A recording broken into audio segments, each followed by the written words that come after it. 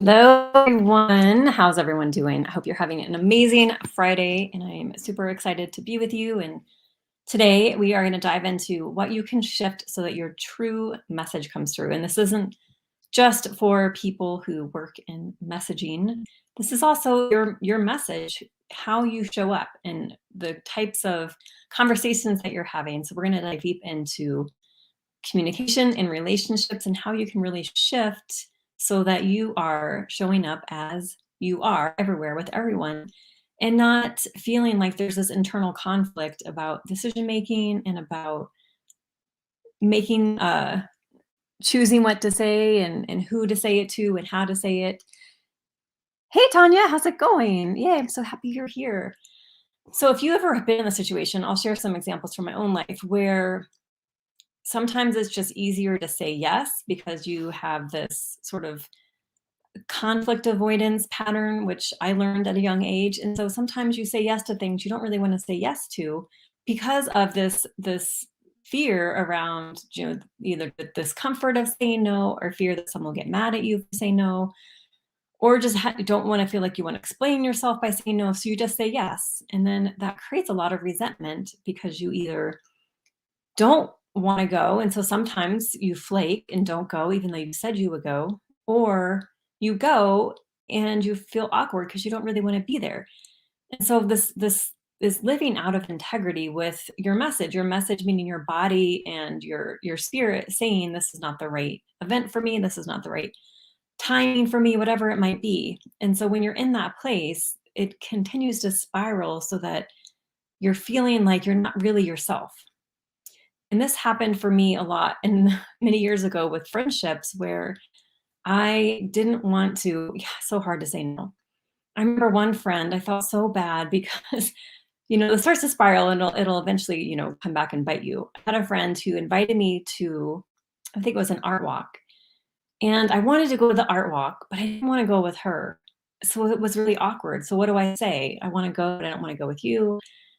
I didn't really want to say that. So I told her I wasn't going. So I lied. And then I went, and of course, I ran into her there. So that was super awkward. So instead of just being honest, which that is a really, delicate conversation to have, but being able to learn to have those more delicate conversations. Like, how do you tell someone, you're not really feeling strong about your friendship, or maybe some things in your friendship need to change, and maybe you'd like to have a conversation with her and going out this evening, it just doesn't feel right, whatever it might be. But being in integrity with yourself and also honoring the other person that they're responsible for their own feelings. And this is where a lot of this conflict comes from, is that we take on the responsibility for other people's feelings. And when you think about it, that's pretty arrogant of us, right? Like we have that much power over someone.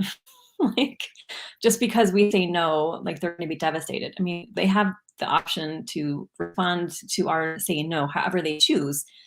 That's not our responsibility. It's our responsibility to be in integrity. And wouldn't they rather us say no out of integrity for ourselves and them, instead of going with them and being miserable and them not even enjoying it, or lying and then seeing them later, which makes you both feel worse because then they're wondering why you lied. So obviously this is something that is pretty common, unfortunately. And so I want to share how we can really shift this so that decision making becomes easier, dealing with, yeses and nos and situations and even difficult conversations becomes easier, because we're always going to be facing difficult conversations with friendships, with, partnerships, with family, with colleagues. I mean, there's no avoiding difficult conversations. And really, difficult conversations is where we grow the most. When we don't avoid them and we're able to come to them with authenticity and integrity and vulnerability and honesty, we can really grow that friendship in a much deeper way. And if it's time to end the friendship, we can also do that with integrity as well. So I'm just going to look at my notes. So when, maybe some things that I did when I was learning just how to communicate better and just, being able to feel like I could speak up without being worried or wondering what people thought of me. I've read a lot of books about boundaries. I read a lot of books about communication.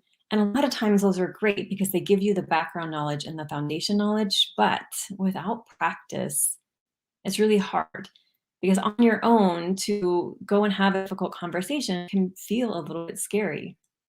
And so what really helps here is to not only learn a different way of communicating, but how you do that, first of all, is really shifting internally how you see yourself and really being able to look at yourself from an objective perspective and from a higher perspective.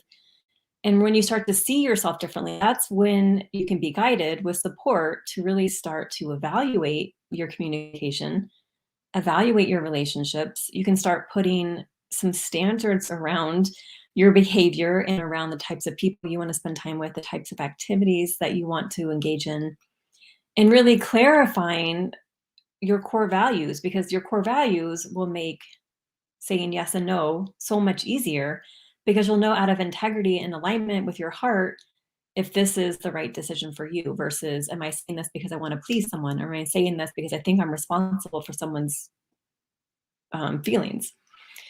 So even simple things like when someone asks you, this happens all the time with food, with restaurants, right? Someone might ask, hey, do you want to go to this sushi place?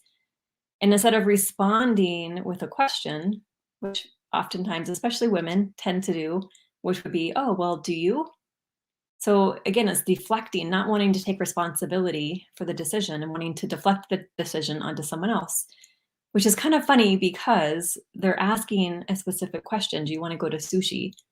And so obviously they want to go to sushi. That's why they made the suggestion. So it kind of makes me laugh because I've done this, when we respond, do you?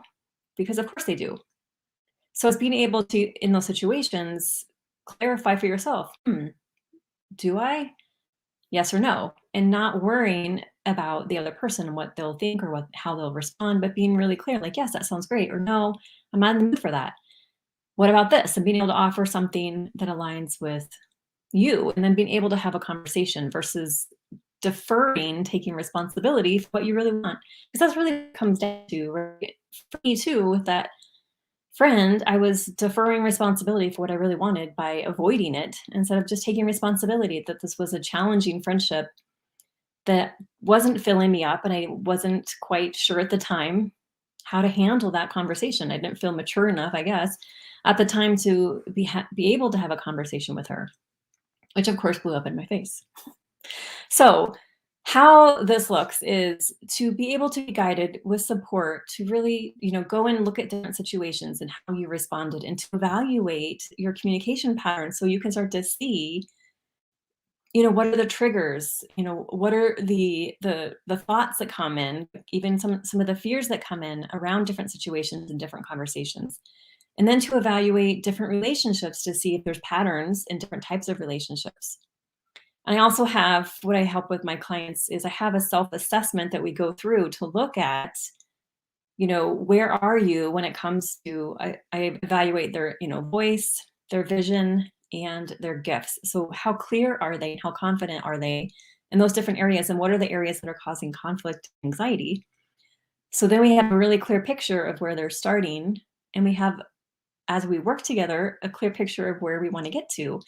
And then I create and shape different activities and assignments, so to speak, for them. So they start to really hone those different skills. So they start to practice with feedback, with guidance, those more difficult conversations and becoming clearer about what they value. So those decisions become easier as well. So the first part is changing how you see yourself. So you change how you're showing up, you change how you're interacting with others, and you're really coming from a place of integrity and really identifying, how does that align, with integrity, one of your highest values is on this authenticity, one of your highest values. And then how is that showing up in different situations, or is it not showing up? So that we can continue to refine and evaluate, and with feedback, continue to improve. So, and this also goes for when people say no to you. Because sometimes, as women especially, when people say no to us, we get upset. And part of this is, of course, like normal people, like anyone, we want to have our way. But the other thing with women is we take things really personally. So instead of, of course, we want to be able to say no when we want to say no, but sometimes we don't want other people to say no to us. And so instead of putting yourself in their shoes and thinking, well, they might have something else. They might have some other obligations. This might not just be something that is interesting to them. We take it personally and think, well, they just don't want to go because of me, or maybe they're upset with me, or if they really were a good friend, they would do this. I mean, we have all this inner chatter that comes. And so it's also learning how to receive no without taking it personally. And especially for people that are in sales, to be able to come from a place of curiosity and even being willing to ask, what would make this a yes for you? I'm really curious because I really want to learn and I love feedback, and be able to stay in the conversation versus getting, sort of defensive and feeling like it's all about you and you have to hang up and you suck and whatever the inner dialogue might be, is to really come from a place of grounded confidence of it's not about you, and there's always something to learn, and this could just be not the right person, not the right, relationship, whatever it might be, the right product, the right service, whatever it might be if you're in sales. And that's okay. And then moving on and knowing, you're opening up to someone who is more aligned for your product or service. And even with friendships, more aligned friendship. So another quick example of this is, when you're kind of hiding who you are, and I talked about this a little bit yesterday, people can pick up on it. I had a client who was, transitioning. She'd been through a divorce and was living with her mom, and she felt really, some shame and embarrassment because her lifestyle had changed dramatically because of the divorce. And she really wanted to kind of hide that.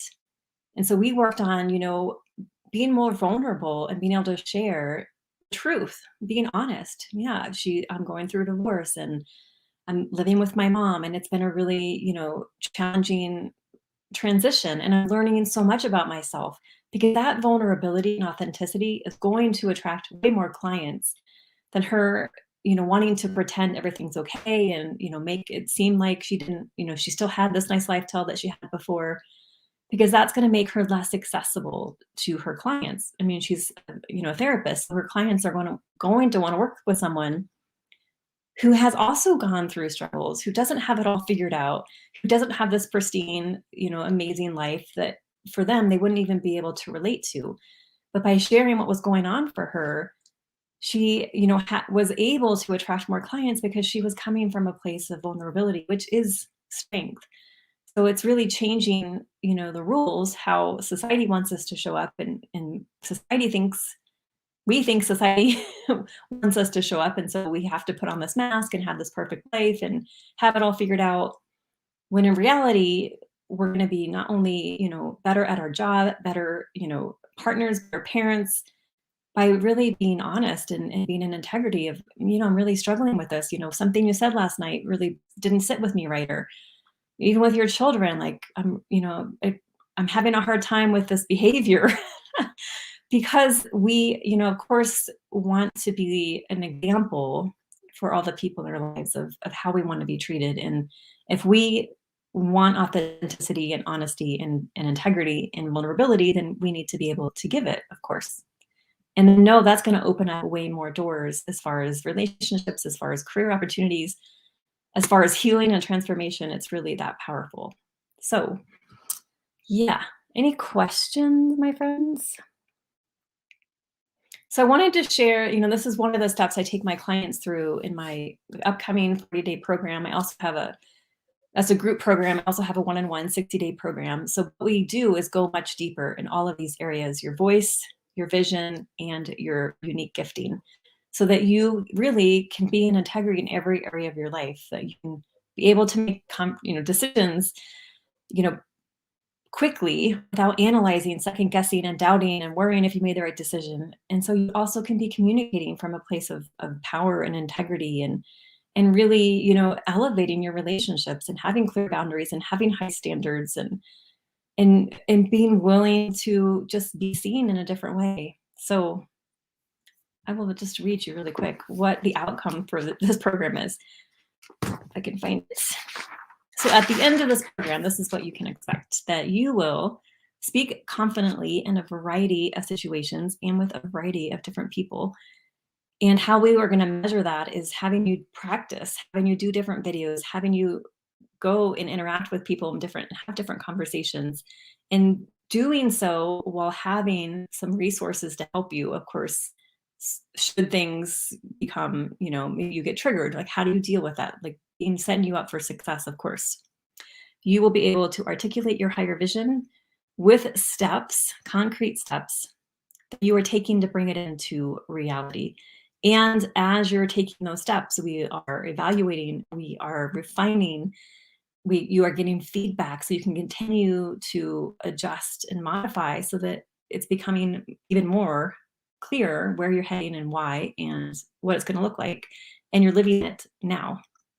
And then third one, being able to describe your unique gifts and your unique wiring that allow you to excel and connect with people naturally so that you lose the mask, so that you can have those, conversations with people with very different opinions.